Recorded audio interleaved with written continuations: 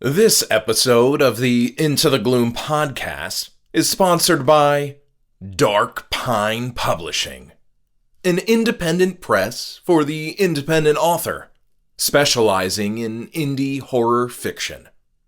Their mission is to support the indie horror community by offering affordable, high-quality services to amplify each author's unique voice. Some of their services include cover design, interior formatting, basic editing, and sporadically make open submission anthology calls. If you want a taste of what they are about, hop on over to Amazon and purchase a copy of Devil's Rejects, a horror anthology for second chances.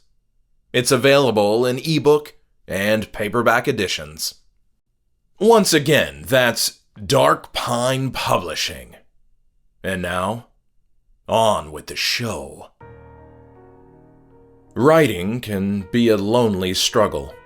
It's easy for authors to get stuck in their own heads, thinking they aren't good enough, or that no one really cares about their work. And that's why it's good to have supportive friends along the journey. And not just fellow authors, but readers and reviewers too. I remember the morning, a couple of years back, when I woke up to finally hit publish on my southern horror novel, Voodoo Child. I was a ball of emotions and trepidation, but when I hopped online, one of the first things I saw was a YouTube video review from one of my advanced readers. His name is Miguel, and his video brought a lot of comfort to me in that moment. I'm eternally grateful. He's continued to support my work to this very day, and has even done some writing of his own.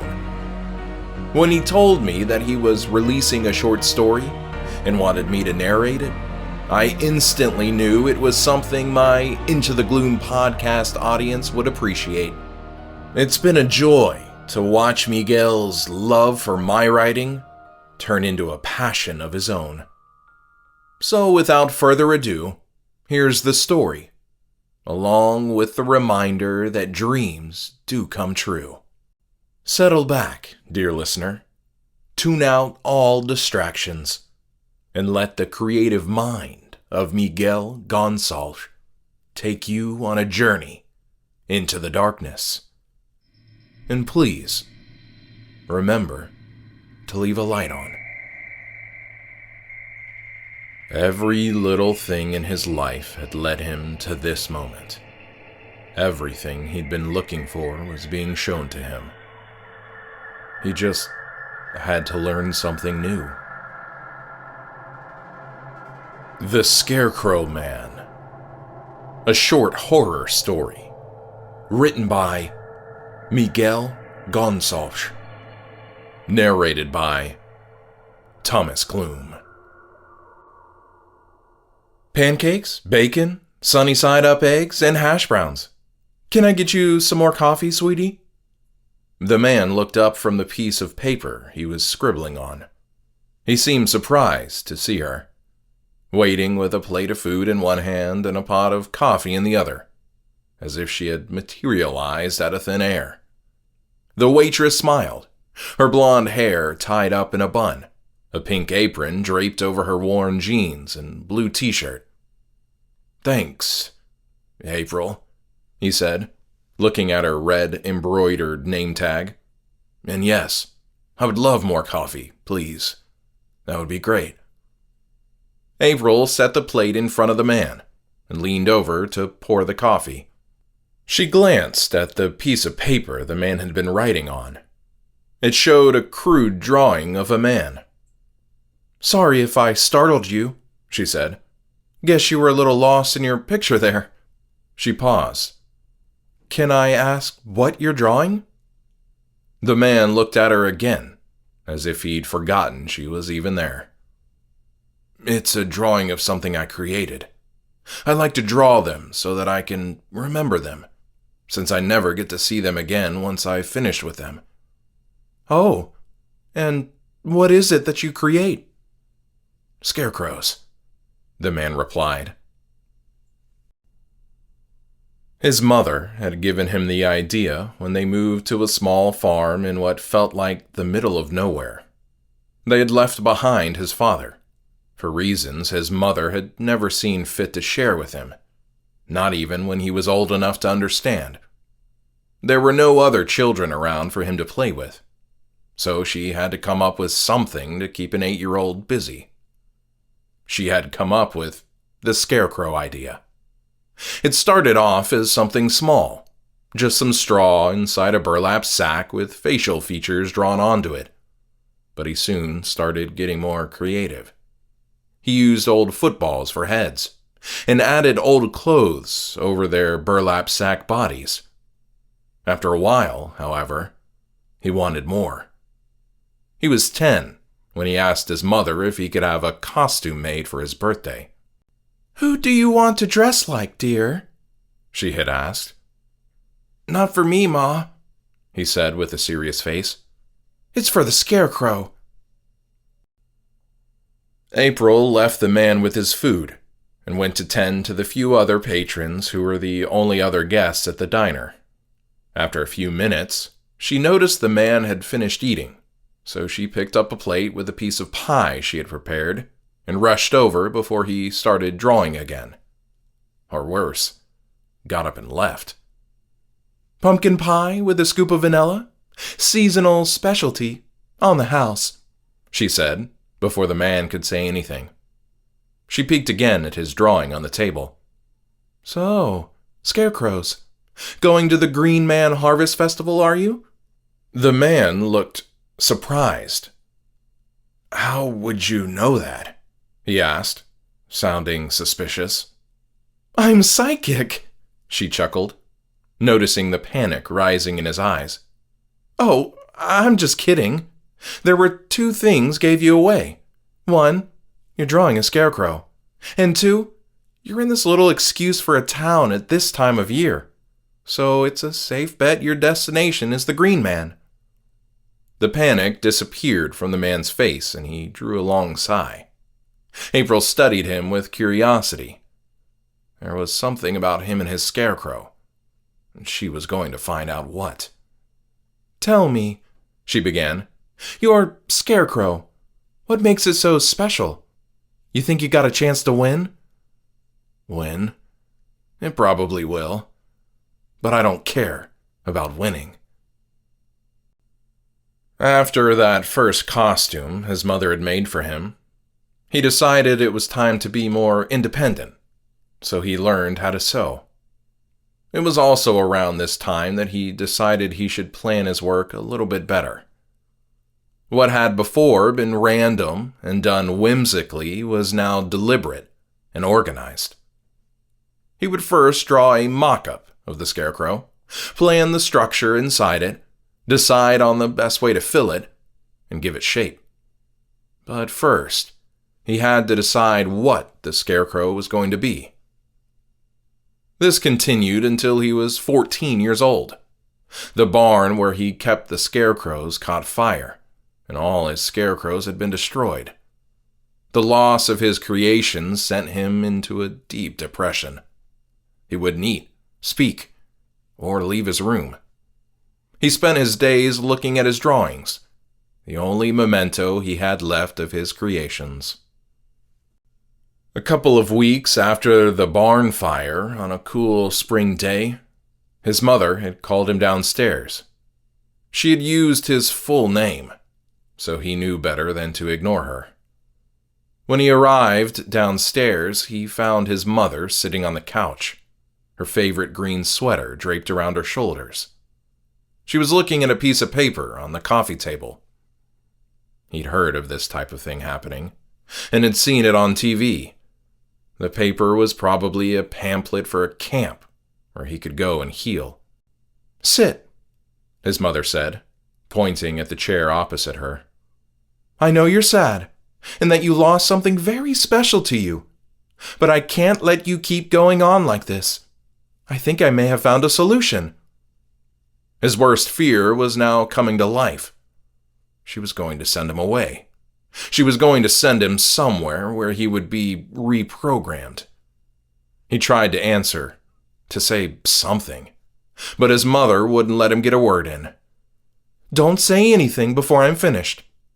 As I said, I think I've found a solution, but we'll need to set some ground rules." She pushed the paper his way. Tentatively, he picked it up. "First, until you learn to drive and earn your own money, I will only take you to one. Second, your creation must remain there for the joy of others. Third, it doesn't matter if you win or lose. What matters is that you're the one who created it." He looked at the piece of paper in his hand and smiled. "Fall Festival," it said, over a picture of a field of pumpkins with a scarecrow in the middle, black birds flying all around it. But the words that got to him were underneath the picture. "Don't miss our annual Scarecrow competition." April's mind was racing. She had given up on her dream of becoming a writer years ago, but still, she couldn't stop her mind from spinning whenever anyone new walked into the diner. Sometimes her customers looked like their lives would make a good story. This odd man gave her that vibe. Her blue eyes shone with expectation. "And what makes yours so different from all the others? I'm not asking about all those out there in the fields. I'm talking about the ones in the competition. They all must be special somehow." The man looked a little lost. She could tell he wasn't used to talking to people, and probably was one of those reclusive types who lived alone in a farmhouse away from everything. Surrounded by scarecrows, she thought. Kinda creepy, but definitely unusual. "I only make one a year, and I only go to one festival a year. It's something I've been doing for 18 years. Other people take the same scarecrow to a lot of festivals. I hear them talking about it," he said. "I start planning the next one as soon as I leave my latest one in the competition tent. I don't really know what happens to them or even if they win. It's not that I don't care, but creating them is all that matters to me. Not what happens at the competition. I wonder sometimes about how they end up, if they're placed in some field to fulfill their original purpose, or given to some kid to play with, or just destroyed. I wonder. But not for too long." This was the most he'd said to her so far, and she was intrigued by his passion. She saw a man that loved what he did with a fiery drive that reminded her of all the reasons why her dreams had never come to fruition. She lacked that drive, that fire in her belly. "Can I have the check, please?" the man said, bringing April back from her daydream, from aspirations that would never amount to anything. "Of course, sweetie. Be right back." He was 16 when his mother died. He didn't have any family that he knew of, and he knew that he couldn't go into the foster system. He was too old, and he would just bounce from house to house or just be stuck in some institution with other kids who had no one, just like him. Worse still, he likely wouldn't be able to create any more scarecrows. So, he did what he thought was the best option. He kissed his mother one last time and took her where the old barn used to be. He buried her there, tears streaming down his face. Over the next few months, he fell back into a depression, like when he'd lost his scarecrows in that barn fire years ago. But now he didn't have his mother to get him out of it. And then something occurred to him. The previous fall, he had gone to an autumn fair at a small village and entered his scarecrow in the competition. All around him were other straw men in overalls and farmer's boots, gazing at him with a vacant stare at the figure he was holding. Among the straw men stood a straw woman in a green woolen sweater. He didn't have his mother with him, but he could always make a scarecrow in her image. When April brought him his check, she had made up her mind. She was going to ask if she could see it. His scarecrow. The man started counting out money and placed it on the table. He looked straight into her eyes. "Do you want to see it?" he asked, as if reading her mind. "Sure," she said, doing her best to sound indifferent. He led her outside and guided her to a small burgundy van parked out front of the diner. The morning air was warm for mid-October. Not exactly typical autumn weather. He opened the back door. "There he is," he said proudly. Inside the van, dressed in a white and blue sailor suit, was a life-size scarecrow. April felt a chill come over her as she looked at it. He looked so real, so human. It reminded her of a story she'd heard about the Renaissance painter Michelangelo and his sculpture of Moses. It was said the artist thought the statue so lifelike, he'd stroked it and demanded it to speak. That was what she expected now, that the sailor would turn her way and just say something. She jumped when she heard someone speaking, but was relieved that it came from behind her. "What do you think of him?" "I got the inspiration from a sailor I saw when I was at a fair near the ocean," the man explained. "Oh, it looks so real," she said. She tried to smile, but her lips simply wouldn't move. She started to back away, toward the diner, her eyes never leaving the van, the man standing beside it, and the sailor scarecrow inside it. "Thanks for showing me. Hope you win," she found the strength to say. She stood there as the man just nodded. He closed the door and sat in the driver's seat. He started the engine and simply drove away. She remained there for a few more minutes and then went inside, shaking her head and trying to forget all about this man and his scarecrows. 1 year later. The man sat on a park bench overlooking a small lake. He put down the notebook he'd been drawing on and reached for the brown paper bag at his side. He took out a sandwich and started eating it.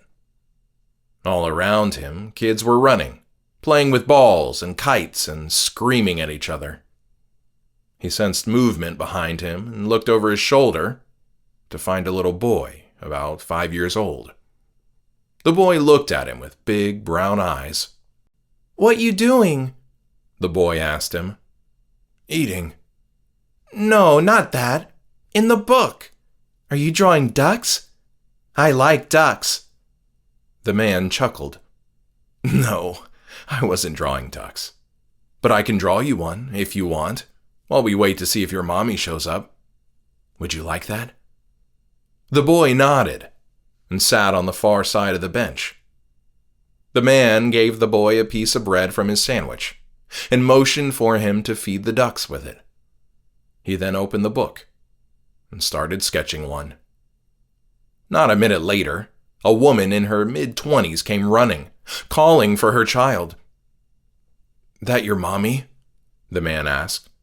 Once again, the boy just nodded and then threw a little piece of bread at the ducks. The man got up and waved to the young woman. "He's here," the man said. "He came to see the ducks. He says he loves them." "I'm so sorry. He's a slippery one," she sighed. "I was chatting to my friend about Halloween costumes, and I looked the other way for just a second, and he was gone. Hope he didn't bother you." "Not at all. Don't worry. Thanks for keeping an eye on him." She waved goodbye and started going away, but something pulled her back. The boy was looking at the man. "What now?" she said. "Can I have my ducky?" the boy asked, addressing the man. "Oh, of course. I almost forgot." He ripped the page from his notebook and gave it to him. "That's a really nice-looking duck," the mother said. "Are you an artist?" "Kind of. Drawing comes secondary to my calling. I make scarecrows." The kid looked up from the drawing. "Scarecrows? Like the one with Dorothy?" "Well, more or less. If your mommy doesn't mind, I can show you my latest work. I'm taking it to St. Charles for the Scarecrow Festival." "Can he, Mommy?" the boy pleaded. "Please."